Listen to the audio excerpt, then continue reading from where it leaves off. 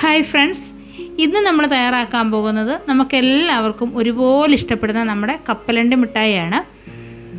കുറച്ച് കാര്യങ്ങളൊക്കെ ശ്രദ്ധിച്ചാൽ കടകളിൽ നിന്നും കിട്ടുന്ന അതേ രീതിയിൽ നല്ല പെർഫെക്റ്റ് ആയിട്ട് കപ്പലണ്ടി മിഠായി നമുക്ക് വീട്ടിൽ തന്നെ തയ്യാറാക്കാവുന്നതാണ്.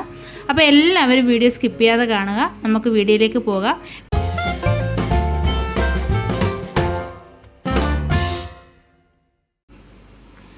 ഇത് തയ്യാറാക്കുന്നതിനായിട്ട് ആദ്യം തന്നെ ഞാനൊരു ചീനച്ചട്ടി അടുപ്പത്ത് വെച്ച് കൊടുത്തിട്ടുണ്ട്. ചീനച്ചട്ടി നന്നായിട്ടൊന്ന് ചൂടായിട്ട് വരുമ്പം അതിലേക്ക് ഞാൻ 1 കപ്പ് കപ്പലണ്ടി ഇട്ട് കൊടുക്കുന്നുണ്ട്. ഇത് പച്ച കപ്പലണ്ടിയാണ് കേട്ടോ. നമുക്ക് ഈ കപ്പലണ്ടി നന്നായിട്ടൊന്ന് വറുത്തെടുക്കണം. ആദ്യം നമുക്ക് ഹൈ ഫ്ലെയിമിൽ വെച്ച് കൊടുത്തുകൊണ്ട് തന്നെ 1-2 മിനിറ്റ് നന്നായിട്ടൊന്ന് ഇളക്കി ചേർക്കണം. അപ്പോൾ കപ്പലണ്ടിയും നമ്മുടെ ചീനച്ചട്ടിയൊക്കെ നന്നായിട്ട് ചൂടായിട്ട് വരും.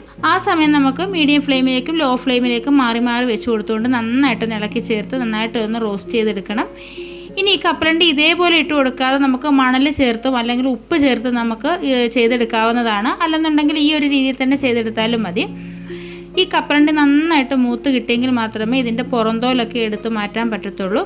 കപ്പലണ്ടി നന്നായിട്ട് ചൂടായിട്ട് വരുമ്പോഴേ അതിൻ്റെ ആ പുറന്തോലൊക്കെ ഒന്ന് പൊട്ടി വരികയും ചില കപ്പലണ്ടിയുടെ തോലൊക്കെ മാറി ഈ ഒരു രീതിയിൽ കിട്ടുകയും ചെയ്യും കേട്ടോ. ഇപ്പോൾ ഞാനൊരു 5 മിനിറ്റ് ഞാനിതുപോലെ ഒന്ന് റോസ്റ്റ് ചെയ്ത് കൊടുത്തിട്ടുണ്ട്. ലോ ഫ്ലെയിമിലും മീഡിയം ഫ്ലെയിമിലും മാറ്റി മാറ്റി വെച്ച് കൊടുത്തുകൊണ്ട് നമുക്ക് നന്നായിട്ടൊന്ന് റോസ്റ്റ് ചെയ്തെടുക്കണം. ഇതാ കണ്ടില്ലേ, ഈ ഒരു സമയത്ത് അതിൻ്റെ കളറൊക്കെ ഒന്ന് മാറി, ആ തോലിൻ്റെ കളറൊക്കെ ഒന്ന് മാറി ഈ ഒരു രീതിയിൽ വന്നിട്ടുണ്ട്. കപ്പലണ്ടിയൊക്കെ ചെറുതായിട്ട് ഒന്ന് പൊട്ടി വരുന്നുണ്ട്. ഇനി ഒരു 1-2 മിനിറ്റും കൂടി ഞാനൊന്ന് ഇളക്കി ചേർത്ത് കൊടുക്കുന്നുണ്ട്.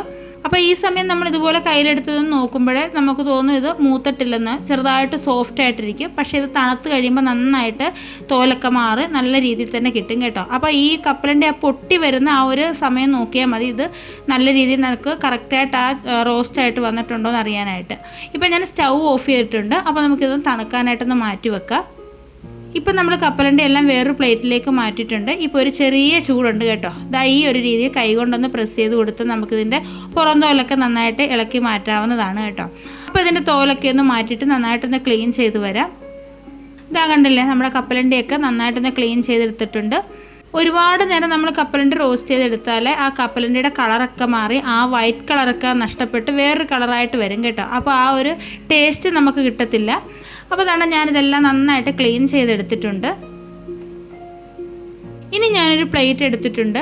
അതിലേക്ക് ഞാൻ കുറച്ച് നെയ്യൊന്ന് ഒഴിച്ചു കൊടുക്കുന്നുണ്ട്. എന്നിട്ട് ഈ നെയ്യ് നന്നായിട്ട് ഇതിലേക്കൊന്ന് സ്പ്രെഡ് ചെയ്ത് കൊടുക്കണം. നമ്മൾ കപ്പലണ്ടി മിഠായി ഇതിലേക്കാണ് സെറ്റ് ചെയ്ത് കൊടുക്കുന്നത്. ഇനിയിപ്പോൾ നെയ്ക്ക് പകരം വെളിച്ചെണ്ണയോ അല്ലെങ്കിൽ നമ്മൾ ഉപയോഗിക്കുന്ന ഏതെങ്കിലും കുക്കിംഗ് ഓയിലോ ഇതുപോലൊന്ന് സ്പ്രെഡ് ചെയ്ത് കൊടുത്താൽ മതി. ഇത് നമ്മൾ ആദ്യം തന്നെ നമ്മൾ ചെയ്ത് വെക്കണം കേട്ടോ. കാരണം പിന്നീട് നമുക്ക് ചെയ്യാനത് പറ്റില്ല. ഇനി നമുക്ക് കുറച്ച് ശർക്കരയൊന്ന് ഉരുക്കിയെടുക്കണം. ഞാനൊരു ചീനിച്ചട്ടിയിലേക്ക് കുറച്ച് ശർക്കര ഇട്ട് കൊടുത്തിട്ടുണ്ട്. എന്നിട്ട് അതിലേക്ക് കുറച്ച് വെള്ളം, ഒരു 2 ടേബിൾ സ്പൂൺ വെള്ളം ഒഴിച്ചു കൊടുക്കുന്നുണ്ട്. ഒരുപാട് വെള്ളം ഒഴിച്ചു കൊടുക്കരുത്. ഈ ശർക്കര നന്നായിട്ടൊന്ന് ഉരുക്കിയെടുക്കണം. ശർക്കര നന്നായിട്ട് ഉരുക്കിയെടുത്ത ശേഷം നമുക്കൊന്ന് അരിച്ചെടുക്കാനുള്ളതാണ് കേട്ടോ. അപ്പോൾ നന്നായിട്ടൊന്ന് ചൂടായിട്ട് വരുമ്പോൾ തന്നെ പെട്ടെന്ന് തന്നെ ശർക്കര ഉരുക്കി കിട്ടും. ഒരു നൂൽപ്പരുവൊന്നും ആവേണ്ട ആവശ്യമില്ല. ഇപ്പം നമുക്കിത് അരിച്ചെടുക്കാനായതുകൊണ്ട് തന്നെ ജസ്റ്റ് ഇതൊന്ന് ഉരുക്കി കിട്ടിയാൽ മാത്രം മതി. ശർക്കരയൊക്കെ നന്നായിട്ട് അലിഞ്ഞു വന്നിട്ടുണ്ട്. ഇനി നമുക്കൊന്ന് അരിച്ചെടുക്കാം. ഇനി ഇത് നമ്മൾ ഒഴിച്ചു കൊടുത്ത വെള്ളമൊക്കെ വറ്റുന്ന രീതിയിൽ നന്നായിട്ടൊന്ന് ഇളക്കി ചേർത്ത് നന്നായിട്ട് തിളപ്പിച്ചെടുക്കണം.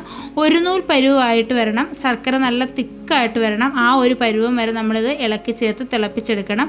ഈ സമയം ഞാൻ ഇതിലേക്ക് കുറച്ച് നെയ്യ് ചേർത്ത് കൊടുക്കുന്നുണ്ട്. ഈ നെയ്യ് ചേർത്ത് കൊടുക്കുമ്പോഴേ നമ്മുടെ കപ്പലണ്ടി മിഠായിക്ക് നല്ലൊരു ടേസ്റ്റ് കിട്ടും കേട്ടോ. ഇത് പെട്ടെന്ന് വറ്റി വരാനായിട്ട് നമ്മൾ ഹൈ ഫ്ലെയിമിലൊന്നും വിട്ട് വെക്കരുത്. അപ്പോൾ ശർക്കര കരിഞ്ഞു പോകും. ശർക്കരയുടെ കരിഞ്ഞൊരു ടേസ്റ്റ് വരും കേട്ടോ. ലോ ഫ്ലെയിമിനും മീഡിയം ഫ്ലെയിമിനും ഇടയ്ക്ക് മാറി മാറി വെച്ച് കൊടുത്തുകൊണ്ട് നമുക്കൊന്ന് വറ്റിച്ചെടുക്കാവുന്നതാണ്. ഇപ്പോൾ ഇതാ കണ്ടില്ലേ, ശർക്കരയൊക്കെ നന്നായിട്ട് പതഞ്ഞ് നല്ല പോലെ വന്നിട്ടുണ്ട്. വെള്ളമൊക്കെ വറ്റി വന്നിട്ടുണ്ട്. ഇനി ഈ കപ്പലണ്ടി മിഠായിക്ക് ഇത് കറക്റ്റ് പരുവായിട്ടുണ്ടോ എന്ന് അറിയാനായിട്ട് ഒരു ബൗളിൽ ഇതുപോലെ കുറച്ച് വെള്ളം ഒഴിച്ചു കൊടുത്തിട്ട് കുറച്ച് ശർക്കര അതിലേക്ക് ഇട്ട് കൊടുക്കുക. എന്നിട്ടൊരു 10-15 സെക്കൻഡിന് ശേഷം നമ്മളിത് എടുത്ത് നോക്കുമ്പോഴാണ്ട് ഇതേപോലെ അത് ഒടിഞ്ഞൊടിഞ്ഞ് വരുന്നുണ്ടെങ്കിൽ ഇത് കറക്റ്റ് പരുവായിട്ടുണ്ടെന്ന് മനസ്സിലാക്കാം. അപ്പോൾ ഞാൻ സ്റ്റൗ ഒന്ന് ഓഫ് ചെയ്ത് കൊടുത്തിട്ടുണ്ടായിരുന്നു. നമ്മുടെ ശർക്കരപ്പാനിയൊക്കെ കറക്റ്റ് പരുവായിട്ട് വന്നിട്ടുണ്ട്. ഇനി നമ്മൾ എടുത്തു വെച്ചിരിക്കുന്ന കപ്പലണ്ടി ഇതിലേക്ക് ഇട്ട് കൊടുക്കുകയാണ്. അപ്പോൾ ഞാനതിൻ്റെ സ്റ്റൗ ഒന്നുകൂടി ഒന്ന് കത്തിച്ച് കൊടുത്തിട്ടുണ്ട്. ഇനി ഇത് നന്നായിട്ടൊന്ന് ഇളക്കി ചേർത്ത് കൊടുക്കണം. ലോ ഫ്ലെയിമിൽ മാത്രമേ നമ്മളിത് വെച്ച് കൊടുക്കാവൂ കേട്ടോ. ഈ കപ്പലണ്ടിയിലേക്ക് ശർക്കരയൊക്കെ നന്നായിട്ട് പിടിക്കുന്ന രീതിയിൽ നന്നായിട്ട് തന്നെ ഇളക്കി ചേർത്ത് കൊടുക്കണം. നമ്മളിത് ഇളക്കി ചേർത്ത് കൊടുക്കുന്തോറും ഇത് ടൈറ്റായിട്ട് വരും. നന്നായിട്ടൊന്ന് ഇളക്കി ചേർത്ത് എല്ലാം കൂടി നന്നായിട്ടൊന്ന് മിക്സ് ആയ ശേഷം നമുക്ക് പെട്ടെന്ന് തന്നെ നമ്മൾ നേരത്തെ നെയ്യ് പുരട്ടി വെച്ചേക്കുന്ന പാത്രത്തിലോട്ട് മാറ്റണം. നമ്മൾ സ്റ്റൗ ഒരിക്കലും ഓഫ് ചെയ്യരുത്. ഈ സമയം സ്റ്റൗ ഓഫ് ചെയ്താൽ പെട്ടെന്ന് ഇത് കയറി അങ്ങ് സെറ്റാവും കേട്ടോ. അതുകൊണ്ട് നമ്മൾ ലോ ഫ്ലെയിമിൽ ഇട്ട് കൊടുത്തുകൊണ്ട് വേണം നമ്മളിങ്ങനെ ചെയ്യാനായിട്ട്. അപ്പോൾ ഇത്രയും മതി. ഇനി ഞാൻ നമ്മൾ നേരത്തെ തയ്യാറാക്കി വെച്ചിരിക്കുന്ന പ്ലേറ്റിലോട്ട് മാറ്റുകയാണ്. പ്ലേറ്റിലോട്ട് മാറ്റി കൊടുത്ത ശേഷം നമ്മൾ പെട്ടെന്ന് തന്നെ ഇതൊന്ന് നന്നായിട്ടൊന്ന് നിരത്തി കൊടുക്കണം. കാരണം ഇത് തണുക്കും തോറും പെട്ടെന്ന് സെറ്റായിട്ട് വരും. ഞാൻ നമ്മൾ ചപ്പാത്തി പരത്തുന്ന ആ ഒരു ചപ്പാത്തി കോല് കൊണ്ട് ഞാൻ ചെറുതായിട്ടൊന്ന് നിരത്തി കൊടുക്കുന്നുണ്ട്.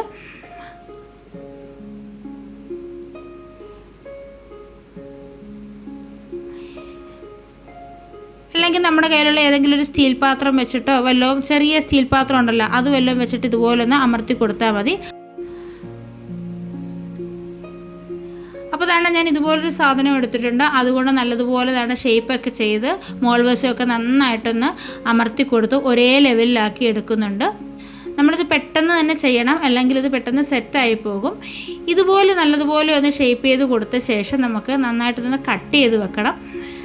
നമ്മളിത് ഷേപ്പ് ചെയ്യുമ്പോൾ ഈ പാത്രം നീങ്ങി പോകുന്നത് കൊണ്ട് ഞാൻ അതിൻ്റെ അടിയിലോട്ട് ഒരു ടവൽ ഇട്ട് കൊടുത്തിട്ടുണ്ട്. എന്നിട്ട് ഒന്നുകൂടി നന്നായിട്ടൊന്ന് എല്ലാം ഒന്ന് സെറ്റ് ചെയ്ത് കൊടുക്കുന്നുണ്ട്.